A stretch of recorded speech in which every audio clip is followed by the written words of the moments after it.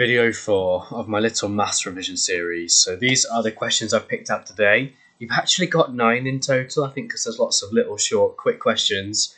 You've ended up with a bunch of bonus ones, so great if you're trying to cram loads of revision in, but otherwise, feel free to just try a few. It's completely up to you, isn't it? So I'm going to reveal the answers in a second. As always, I'd suggest pausing the video if you want to have a go and don't want to see the answers yet.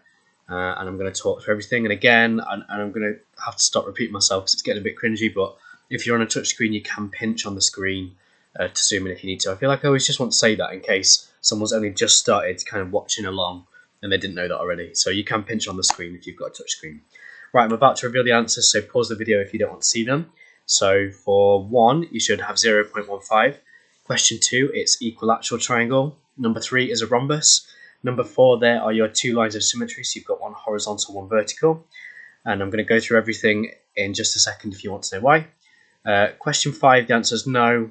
For example, a rhombus has rotational symmetry too. It doesn't have to be a rhombus. I think you can have a parallelogram as well, and again, I'll dig into that in a second. Question 6, the correct symbols that you should have added are 2 little arrows to show that those lines are parallel. Number 7 is 5 to the power of 4. Question 8a is 5 to 6. Part B is 1 to 3. 9a is 7t to the power of 6. And part B is a to the power of 15. So I'm going to run through all of those now and sort of explain where those answers come from, how you get them, or why they are what they are. So on the first one, to turn 3/20ths into a decimal, I'd be trying to write it as a fraction out of 100 if it was me. You can go for a fraction out of 10. So it would be, if you half it and half it, it's 1.5 out of 10. And then 1.5 divided by 10 gives you 0.15. But I'm going to stick to a fraction out of 100. So to turn it into a fraction out of 100, I'm going to work out how many times 20 goes into 100. So 20, 40, 60, 80, 100. It fits in 5 times. That means on the denominator, I've times by 5. So to the numerator, I need to times by 5. 3 times 5 makes 15. So now to turn it into a decimal, we've got to do 15 divided by 100. So if I start with 15, dividing by 100 is the same as dividing by 10 and dividing by 10 because it's got 2 zeros. So dividing by 10, we get 1.5. Divided by 10 again is 0.15, hence the answer of 0.15. Question 2 said to write down the mathematical name of a triangle with 3 equal sides. So that is an equilateral triangle. These are the different types of triangle. So an equilateral one has all sides and angles the same. So 60 degrees, 60 degrees, 60 degrees, and all the sides are the same. An isosceles triangle, there are 2 angles the same, but they're not always going to be like 60, for example. They've got to be different. They can't be 60 because then it would be an equilateral triangle. And yeah, the key thing is 2 equal lengths, 2 equal angles. A scaling triangle has no equal angles. A right angle might be identified with this little square, so that is a 90-degree angle. And you can combine some of these properties together, so you can get, that is actually a right angle scaling triangle because all the sides are different. And this is a right angle isosceles triangle because 2 of the sides are different. So the key things you need to remember for your exam are equilateral, isosceles, scaling, and also right angle. Okay, they're the key facts, and it asks us for one with 3 equal sides. So the one with 3 equal sides is that equilateral triangle. Okay. Question 3 says to write down the mathematical name of a quadrilateral with 4 equal sides and no right angles. So a quadrilateral is obviously a 4-sided shape. Equal sides, there's only a rhombus or a square with equal sides. And obviously a square has right angles, whereas a rhombus does not. So here are the quadrilaterals if you want to have a look at them. So we've got square, very straightforward, rectangle, parallelogram. We call this a trapezium. It's got 2 parallel sides. I've not actually put that notation on, so this is a trapezium too. A rhombus has equal sides, but those angles are the same, those angles are the same. Notice they're not right angles. And then you can get a kite as well, and a kite does have 2 equal angles either side. So we wanted a mathematical name of a quadrilateral, so these are all quadrilaterals, 4-sided shapes, with 4 equal sides. So the only one with 4 equal sides, the only 2 with 4 equal sides are a square and a rhombus, as I said, but a square has all right angles. It says it has to have no right angles, so therefore it's got to be a rhombus. Okay. Next question, you were given a rectangle, and you had to draw the lines of symmetry. So a line of symmetry is basically like a mirror line where it looks the same on both sides. If we start with this vertical one, I've got a rectangle on that side, and on this side there's a rectangle that's absolutely identical. So therefore that vertical line is a line of symmetry. Same for the horizontal one, we've got a longer rectangle on top, and we've got a longer rectangle on the bottom. They're exactly the same, so therefore they're the 2 lines of symmetry. You cannot have the diagonals in a rectangle very common misconception and a mistake that people make, because if I was to have a diagonal there, the best way I can describe it is, think I've got a short length here and a long one there, so I should have a short one and a short one. It's not the same on both sides, so you can't have the diagonals. Question 5 says, a rectangle has rotational symmetry of order 2. Adam says a rectangle is the only quadrilateral with rotational symmetry of order 2. Is he correct? And show how you decide. So if you don't know, rotational symmetry is how many times you can turn a shape around and it looks exactly the same. So let's go back to the quadrilaterals. So a square has order of rotational symmetry 4. If I was to start with this corner, you have to imagine the shapes are rotated. I'm afraid I've not animated it. So if you start with this corner, I could turn it there and it would look the same, turn it there, it would look the same, turn it there, it would look the same, turn it there, it would look the same. So I can turn it 1, 2, 3, 4 times and it would look the same till I'm back to where I started. So we say a square's got order of rotational symmetry 4. For a rectangle, starting with that corner, if I turned it to here, it would be kind of on its side. It doesn't look the same. So you've got to go all the way around to here. So it would be upside down, it looks the same. And then upside down again, it looks the same. So as it said in the question, a rectangle has order of rotational symmetry 2.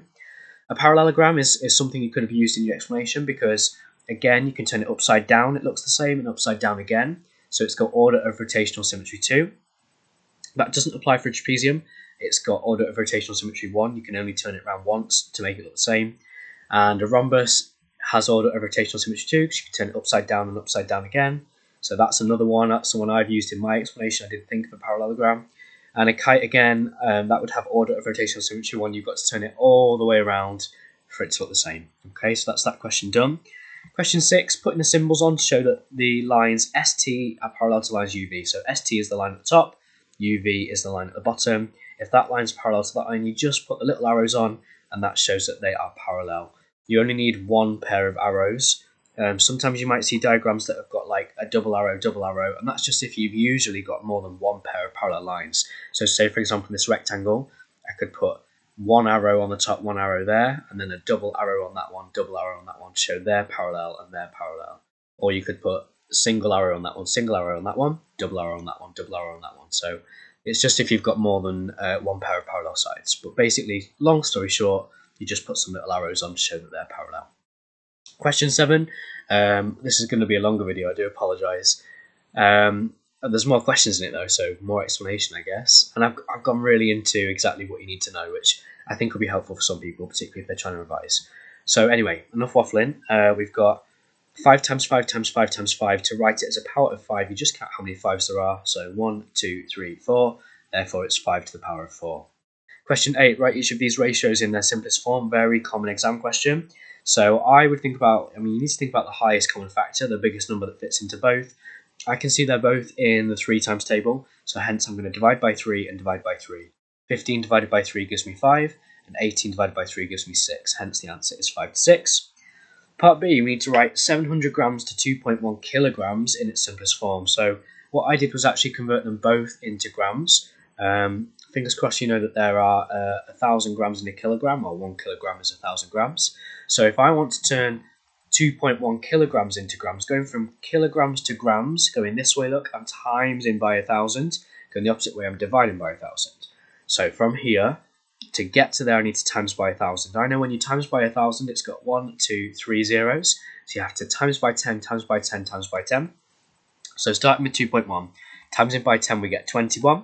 Times in by 10 again, 210. And one final time is 2,100. So that's why 2.1 kilograms is 2,100 grams. So that means my ratio, 700 grams to 2.1 kilograms, would become, the 700 grams stays the same, and the 2.1 kilograms turns into 2,100 grams. So now I need to simplify both of these ratios. I can see I can get rid of those zeros straight away. They're both in the 100 times table. So if I divide by 100 on the left, I get 7, and divide by 100 on the right, you get 21. So I've got 7 grams to 21 grams. Now I can see they're both in the 7 times table. So I'm going to divide by 7 and divide by 7. We can also drop the grams. The exam boards are really good at giving you the units, so you don't usually need to write them. So if I divide by 7, we just get 1, and divide by 7, we get 3. Hence, the final answer to B is 1 to 3. It does say it's a 3-mark question, so I'd imagine you would get 1 mark for turning that into grams, 2nd mark for if you do any kind of simplification which is correct, and a third mark for if you get that fully correct simplification. Okay. 9a then says to simplify 7t to the power of 8 divided by t squared. If there's anyone from like Key Stage 3 watching, you probably won't have covered this stuff yet, but you might know how it works. So basically, if I've got 7 t to the power of 8, we can write that like this. So I've got 7 times t times t times t times t, 8 times, and t squared just means t times t. So I've written it out fully. This is the full explanation. I'm going to teach you the trick at the end. So basically, if I've got something on the numerator and something on the denominator, I can cancel those. So t divided by t just makes 1. I'm going to cancel those t's off, and there's an invisible times by 1 in this expression now, if you like. I suppose it's an equation because it's got an equal sign. And then again, I've got a t on the top and a t on the bottom, so I'm going to cancel those ones off. I'm left with 7 times t times t times t, blah, blah, blah, blah, blah. Let's check how many t's there are. So 1, 2, 3, 4, 5, 6. Hence why the final answer is 7t to the power of 6. The super fast trick with this, when you are dividing indices, which you'll cover in year 10, you should do if you've not seen it already. The super fast trick is, if you are dividing indices, you just do that one, take away that one. So 8 take away 2 makes 6, hence we get 7t to the power of 6. The final question says to simplify a to the power of 5 cubed. So what that actually means is, I've got a to the power of 5 3 times. So look, I've got a to the power of 5 here, another a to the power of 5, and another a to the power of 5. So that's what that means, really. Now, these brackets at the minute are completely useless because everything is times, so I don't need the brackets. I can get rid of those brackets straight away. And if we count how many a's there are, 1, 2, 3. I mean, you might know from the previous bit, you've got 5, 10, 15, so 15 in total. And if you do count them, there are 15 in total. The trick with this one, you might have spotted, you just do 5 times 3. So if you've got, this is called a power to a power. If you do 5 times 3, you multiply them, and that's where a to the power of 15 comes from. This one's a division of indices, so again, if you want to go revise anything, you're going to do 8 take away 2, and that's where the 6 comes from. So I hope that was useful. That was quite a lengthy video, the longest one I've done yet. I hope I've not bored you to death, but you'll only be watching if you want to know how to solve those problems. So thank you to anyone that did watch.